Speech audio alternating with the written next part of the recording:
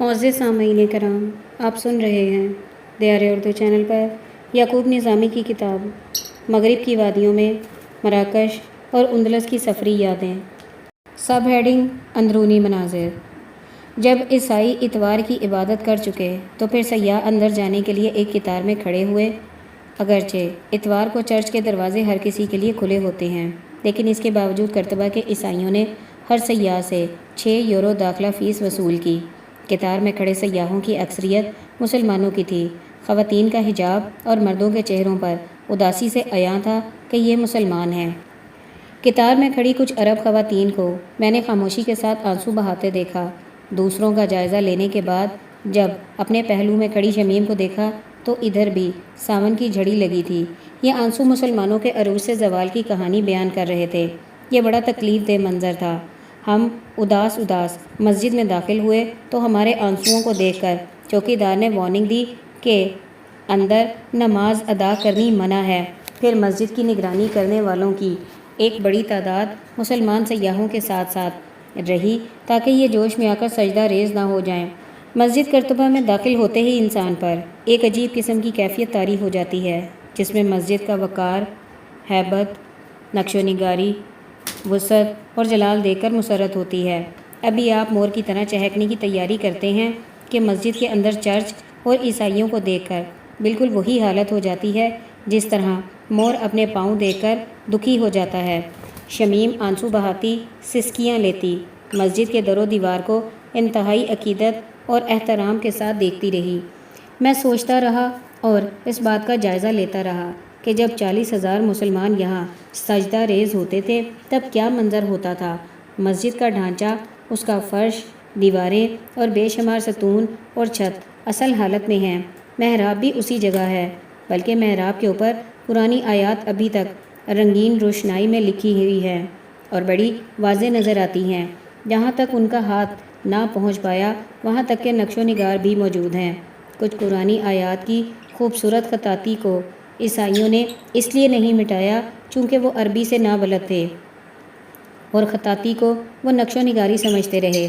مسجد کا منبر بھی موجود ہے لیکن وہاں ایک خاموشی چھائی ہوئی تھی۔ یہ دیکھ کر میں مصری شاعر احمد شوقی کی طرح سوچنے لگا۔ ترجمہ: یہ کیا ہو گیا؟ یہاں تو کوئی ہمدم ہی نہیں، یہاں تو کسی کی آہٹ بھی سنائی نہیں دیتی۔ کیا یہ وہی منبر ہے جس پر قاضی منظر کی پرجلال شخصیت جلوہ افروز ہوا کرتی تھی؟ جب مسلمانوں کو اس شہر سے نکال دیا گیا اور وہ مسجد کو تنہا اور بے بس چھوڑ کر یہاں سے بھاگے تو عیسائیوں نے مسجد کے اندر اپنی ضرورت کے مطابق تبدیلیاں کی جو دور سے نظر آ جاتی ہیں۔ سب سے بڑی تبدیلی یہ کہ اس عظیم مسجد کے اندر محراب سے تھوڑا پیچھے بائیں طرف اندر ایک چرچ کھڑا کر دیا گیا جو اس قدر بے ڈھنگا ہے کہ اسے دیکھ کر انسان کو شرم آتی ہے کہ انہوں نے انتقام میں آ کر اس خوبصورت مسجد کے اندر یہ گرجا گھر تعمیر کر کے اپنی نفرت کا اظہار کیا ہے۔ جب 1492 میں مسلمان مکمل طور پر اندلس سے نکال دیے گئے تب اندلس کے بادشاہ چارلس پنجم نے 1526 میں پادریوں کے پرزور مطالبے کے بعد مسجد کے اندر چرچ تعمیر کرنے کی اجازت دی تھی۔ مسجد کے اندر چرچ تعمیر ہوا تو افتتاح کے لیے بادشاہ سلامت کو مدعو کیا گیا۔ جب بادشاہ سلامت تشریف لائے تو مسجد کے اندر چرچ دیکھ کر انتہائی رنجیدہ ہوئے اور رنجیدہ ہو کر عیسائیوں کو مخاطب کرتے ہوئے کہا، مجھے علم نہیں تھا کہ یہ مسجد اس قدر خوبصورت ہے۔ مسجد میں آپ نے جو چرچ تعمیر کیا ہے وہ آپ کسی اور جگہ بھی تعمیر کر سکتے تھے، لیکن آپ نے ایک ایسی منفرد اور انوکھی عمارت کو برباد کیا جس کا دنیا میں کوئی ثانی نہیں۔ مسجد کے اندر چرچ تعمیر کر کے مسجد کے حسن کو بری طرح بگاڑ دیا گیا ہے۔ یہ بالکل ایسے نظر آتا ہے جس طرح سفید اجلے کپڑے پر ملیشیا کی پیوند کاری کر دی جائے۔ مسجد کے 63 ستون نکال کر وہاں چرچ تعمیر ہوا۔ اب چرچ مسجد کا حصہ ہے، بلکہ پوری مسجد کو چرچ بنا دیا گیا ہے۔ مسجد کی چاروں طرف دیواروں کے اندر اسی قسم کے کیبن بنا دیے گئے ہیں جس طرح چرچوں میں ہوتے ہیں۔ ان کیبن میں پادری بیٹھتے ہیں اور لوگ آ کر اپنی گناہ آلودہ زندگی کی داستانیں سناتے ہیں۔ گناہ گار ایک معقول رقم پادری کی جیب میں ڈال کر اس بات کا اطمینان کر لیتے ہیں کہ اب ہمارے گناہ معاف کروانے کے بعد کچھ من چلے پھر سے عیاشیوں میں مصروف ہو جاتے ہیں، جس طرح بعض مسلمان حج اور عمرے کے بعد اپنے مکروہ دھندے میں دوبارہ سے مصروف ہو جاتے ہیں، کیونکہ گناہ معاف کروانے کا یہ سب سے آسان اور سستا طریقہ ہے۔ اسی ڈھیل کی وجہ سے یورپ میں نکاح کا رواج تقریباً ختم ہو گیا ہے۔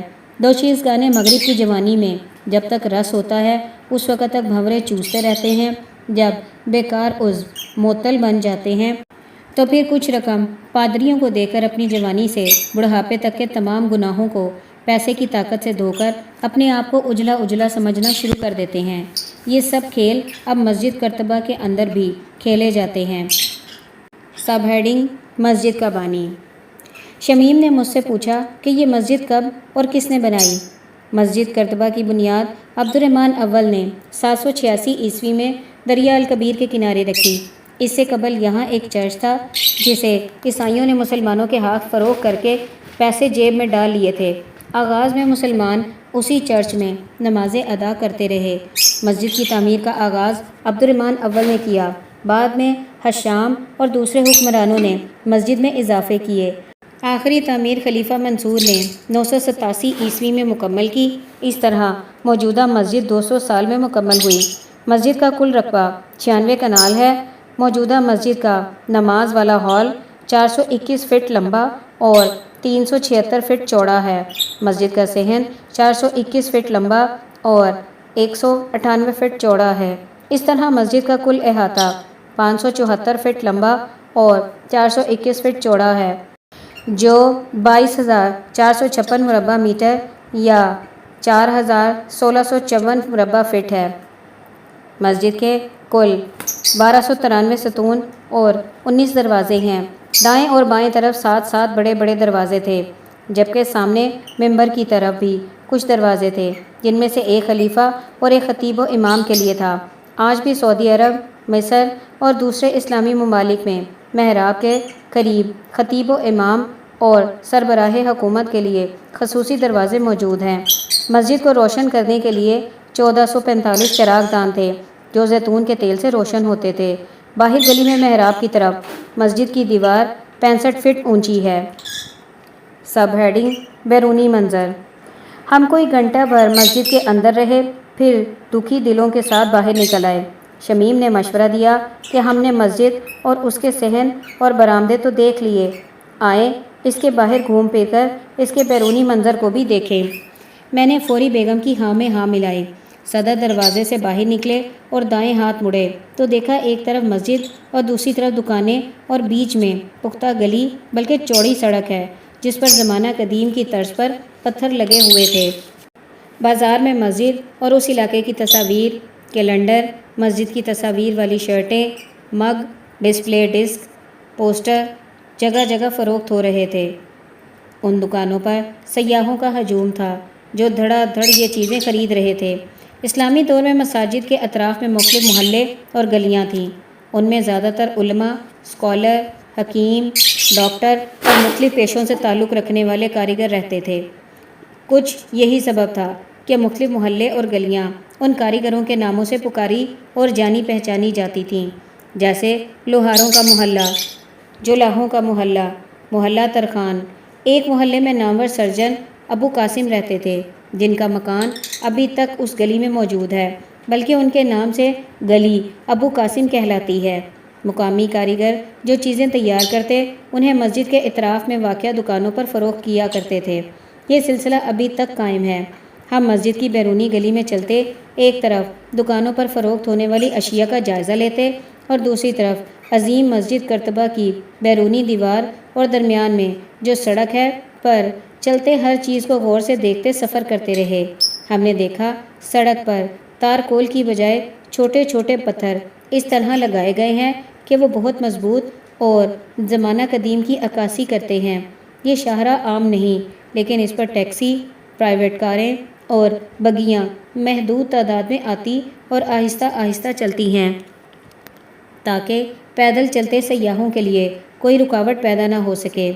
ہم مسجد کرتبہ کی بیرونی دیوار پر مسلمانوں کے زمانے کی نقش و نگاری دیکھتے اور اس بات پر حیرت کا اظہار کرتے رہے کہ یہ مسجد اور اس کی دیواریں 1000 سال سے اپنی اصلی حالت میں ہیں۔ جس پر انتہائی نفاست کے ساتھ خوبصورت پھول بوٹے اور اسلامی آرٹ کو ملحوظ رکھتے ہوئے رنگین نقش و نگاری کی گئی ہے۔ بعض جگہ دیواروں پر لکھی ہوئی قرآنی آیات ابھی تک موجود ہیں، جنہیں پہلے تو تعصب میں عیسائیوں نے پلستر کر کے چھپا دیا، لیکن جب سے اندلس میں اسلامی آثار سونے کا انڈا دینے والی مرغی ثابت ہو رہے ہیں، تب سے حکومت پلستر اکھاڑ اکھاڑ کر اسلامی چیزوں کو نمایاں کرنے میں مصروف ہے اور اس کام کے اقوام متحدہ سے اچھے خاصے پیسے بھی وصول کر رہی ہے۔ پھر دنیا بھر کے لاکھوں سیاحوں سے حاصل ہونے والی آمدن کو دیکھ کر اہل اندلس نے بھی گرگٹ کی طرح رنگ بدلا۔ اسی کو کہتے ہیں بدلتا ہے رنگ آسماں کیسے کیسے۔ ہم اس بات کو تصور میں لانے کی کوشش کر رہے تھے کہ جب مسجد اپنی اصل حالت میں آباد تھی تو اندر اور باہر انتہائی خوبصورت آرٹ کے نمونوں نے اس کے حسن میں کس قدر اضافہ کیا تھا کہ واقعی یہ کرتبہ کی دلہن تھی۔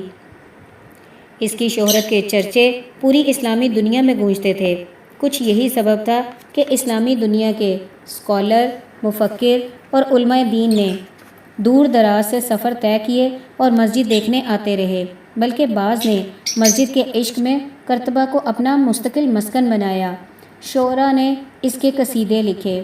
نقش و نگاری دیکھتے دیکھتے میں نے مسجد کے صدر دروازے کے باہر بائیں طرف تھوڑے فاصلے پر ایک تھڑا اور اوپر ایک دروازہ دیکھا۔